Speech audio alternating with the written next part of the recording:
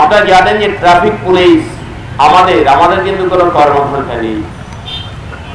আপনি অবাক হবেন জেনে 24 ঘন্টার মধ্যে 14 থেকে 18 ঘন্টা পর্যন্ত একজন ট্রাফিক পুলিশকে রাস্তায় এই বিরূপ আবহাওয়ার মাঝে রোদ, বৃষ্টি, ঝড়, তাপদাহ, শৈত্যপ্রবাহ, বজ্রপাত এগুলোকে উপেক্ষা করে কাজ করতে হয়। বাস্তবায়ন করতে গিয়ে অনেক ক্ষেত্রে আমাদের অনেক রক্ত চক্ষু সহ্য করতে হয়।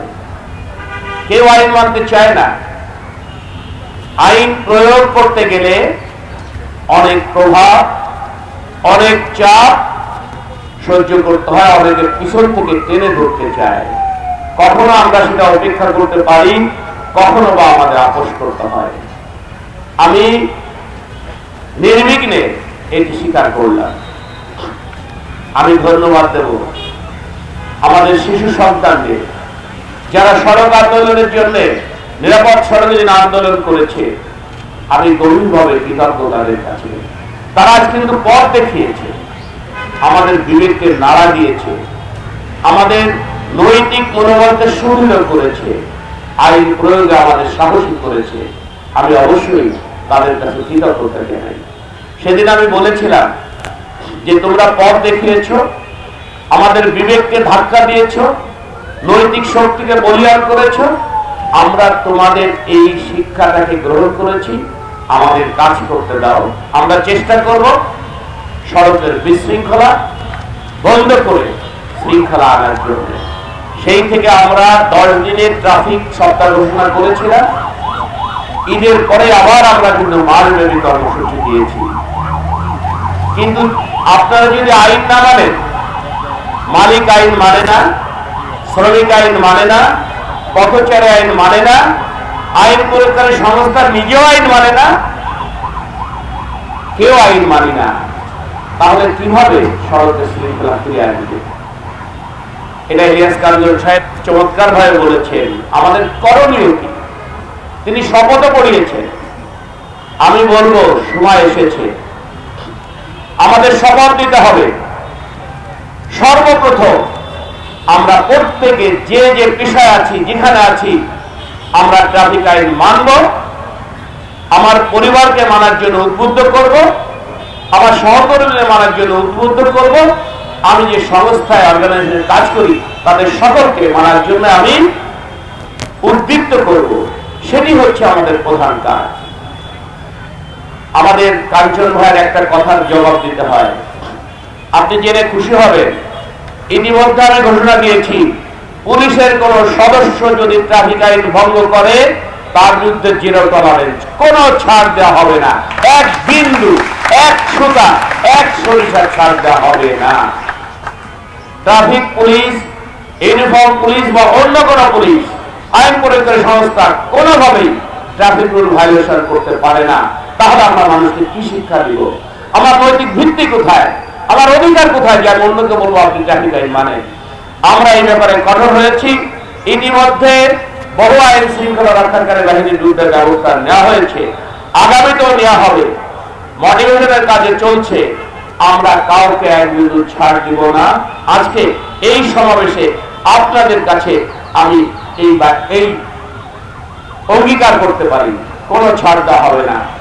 পুলিশ বলে তাকে কোনো ছাড় দেওয়া হবে। পুলিশের প্রত্যেকটা গাড়িতে ব্লু বুক রাখতে হবে, প্রত্যেকটা চালককে বৈধ ড্রাইভিং লাইসেন্স রাখতে হবে এবং ট্রাফিকের আইন মানতে হবে। যদি না মানে পাবলিকের যে ব্যবস্থা তার চেয়ে আরো কঠোর ব্যবস্থা তাদের জন্য আমরা গ্রহণ করব। আমাদের শ্রদ্ধেয় খন্দকার সৈয়দ ইনায়েতুল্লাহ সাহেব এখানে রয়েছেন।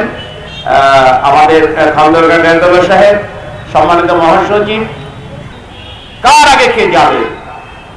রাস্তার মাঝখানে দাঁড়িয়ে একটা হিঞ্জার তুলে যাতে ট্রাফিক হলে টোটাল বন্ধ হয়ে যায়, গাড়ির দরজা খুলে রাখে, যাত্রীদের ধাক্কা দিয়ে ফেলে, এগুলো বন্ধ করতে হবে। আপনি মালিক শ্রমিকদের কিনে মিটিং করেন, আমাদেরকে সাথে নেন, এখানে উদ্বুদ্ধ করা দরকার যে হলে দায়ীকে চালক। এটা হতে পারে না, এটা চালকের এককের দায়িত্ব নয়। আজকে পথচারীদেরকে সচেতন হওয়া দরকার। এখানে দাঁড়িয়ে আছি, আমাদের VC sir Abul Maksud sir আছেন, আমি কথা বলতেছিলাম, দেখেন সামনে আমাদের ফুটওভার ব্রিজ খালি, সব লোক দাঁড়িয়ে আছে রাস্তার সাইডে, কিভাবে দ্রুত পাস হবে? আপনি যান সিঙ্গাপুরে, আপনি যান উন্নত যে কোনো দেশে, বাংলাদেশ ছাড়া সবাই কিন্তু হাফ কিলোমিটার কোয়ার্টার করে হেঁটে যাত্রী পারাপারের জন্য যে জেব্রা ক্রসিং সেখান দিয়ে পার হচ্ছে। যাত্রী পারাপারের জন্য আলাদা জেব্রা ক্রসিং রয়েছে, সিগন্যাল রয়েছে, আর আমরা যত তাড়াতাড়ি রাস্তার মাঝখান দিয়ে দৌড় দিয়ে ঝাঁপ দিয়ে পার হচ্ছি। এই পরিবর্তন আমাদের আনতে হবে। একটা দেশের ট্রাফিক হচ্ছে সেই দেশের সভ্যতার প্রতি হলে দায়ীকে চালক, এটা হতে পারে না, এটা চালকের এককের দায়িত্ব নয়।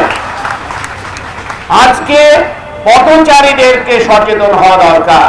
এখানে দাঁড়িয়ে আছি, আমাদের VC sir Abul Maksud sir আছেন, আমি কথা বলতেছিলাম, দেখেন সামনে আমাদের ফুটওভার ব্রিজ খালি, সব লোক দাঁড়িয়ে আছে রাস্তার সাইডে, কিভাবে দ্রুত পাস হবে? আপনি যান সিঙ্গাপুরে, আপনি যান উন্নত যে কোনো দেশে, বাংলাদেশ ছাড়া সবাই কিন্তু হাফ কিলোমিটার কোয়ার্টার করে হেঁটে যাত্রী পারাপারের জন্য যে জেব্রা ক্রসিং সেখান দিয়ে পার হচ্ছে। যাত্রী পারাপারের জন্য আলাদা জেব্রা ক্রসিং রয়েছে, সিগন্যাল রয়েছে, আর আমরা যত তাড়াতাড়ি রাস্তার মাঝখান দিয়ে দৌড় দিয়ে ঝাঁপ দিয়ে পার হচ্ছি। এই পরিবর্তন আমাদের আনতে হবে। একটা দেশের ট্রাফিক হচ্ছে সেই দেশের সভ্যতার প্রতি তার বিরুদ্ধে ট্রাফিক আইন বাস্তবায়ন করার জন্য তিনি বলেছেন সকল দায় এবং দায়িত্ব তিনি নেবেন। আমাকে বারংবার উনি বলেছেন নির্ভয়ে নির্বিঘ্নে ট্রাফিক পুলিশকে কাজ করার জন্য, এবং আমাদের শিক্ষক, আমাদের ছাত্র, মালিক, শ্রমিক, এনজিও, বিভিন্ন শিক্ষা প্রতিষ্ঠান, বিভিন্ন সরকারি প্রতিষ্ঠান সবাইকে অন্তর্ভুক্ত করে এই নিরাপদ সড়কের শৃঙ্খলা ফিরিয়ে আনার জন্য একটা সামাজিক আন্দোলন করার জন্য ইতিমধ্যে প্রধানমন্ত্রীর মুখ্য সচিব, মাননীয় প্রধানমন্ত্রীর সচিব এবং এসডিজি কোঅর্ডিনেটর তারা দফায় দফায় সভা করে এদিকে মনিটর করছে। আরেকটি সমস্যা, এখানে আমাদের শ্রদ্ধ আছেন, শামসুল হক সাহেব আছেন, সমস্ত উন্নয়ন কাজগুলোর মধ্যে কোঅর্ডিনেশন নেই, এগুলো তো হয় না। আজকে আমাকে ভৌত অবকাঠামো তৈরি করতে হবে, প্রয়োজনীয় আন্ডারপাস তৈরি করতে হবে, ভেহিকুলার আন্ডারপাস, পেডেস্ট্রিয়ান আন্ডারপাস, এবং এটি করে ইউনিক করতে হবে, ফুটওভার যেখানে থেকে সেখানে করতে হবে, জেব্রা ক্রসিং মার্কিং, বিভিন্ন জায়গা পথচারী মার্কিং, এইগুলো করতে হবে। সিটি কর্পোরেশন আর বিআরটিএ অনেকের ভূমিকা আছে। আমাদের 9 লক্ষ ড্রাইভার শর্ট, তাহলে ড্রাইভিং লাইসেন্স দেওয়ার জন্য, ড্রাইভার তৈরি করার জন্য সরকারকে মেকানিজম তৈরি করতে হবে। ভৌত অবকাঠামো তৈরি না করে শুধুমাত্র আইন প্রয়োগের মধ্য দিয়ে, শুধুমাত্র সচেতনতা বৃদ্ধির মধ্য দিয়ে কখনোই শৃঙ্খলা ফিরিয়ে আনা যাবে না, এটাকে সাস্টেনেবল করা যাবে না।